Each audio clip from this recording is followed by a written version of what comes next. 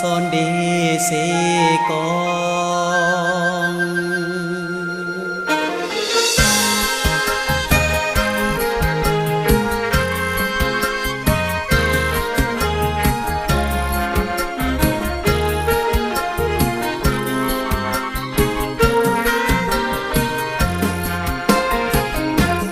แสนซึ้งใจ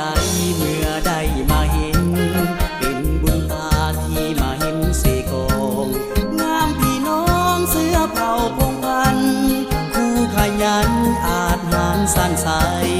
ยังจำได้แบบอย่างพิรกรรมงามภูเขาพนาวัดเขียวงามมีห้วยน้ำสดใสไหลเห็นกวางผ่านเต้นตามท้องหญ้าเขียวอ่อนหน้าอ่อนซ้อนแดนเสกองบ้านเฮาหน้าอ่อนซ้อนแดนเสกองบ้านเฮางามถิ่นเสกองแดนแห่งห้องอุดมวิไลงามห้วยน้ำวังใสมวนดอกไม้ได้ไข่กีบเยี่ยมบานชีวิตใหม่นำสำลานก้าวไปตามกันวันเวลาพระสุธาอาบแสงสีทองแดนเสกองหุ่งงามสดใสแดนเสกองหุ่งงามสดใส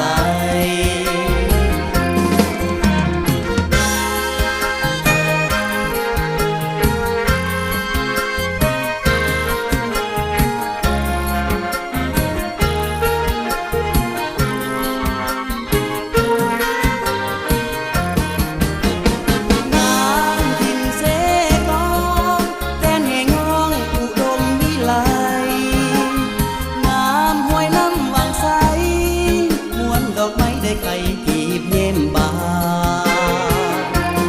ชีวิตใหม่นำสำลานก้าวไปตามกันวันเวลาพระสุธาอาบแสงสีทองแดนเสกองหุ่งงามสดใสแดนเสกองหุ่งงามสดใส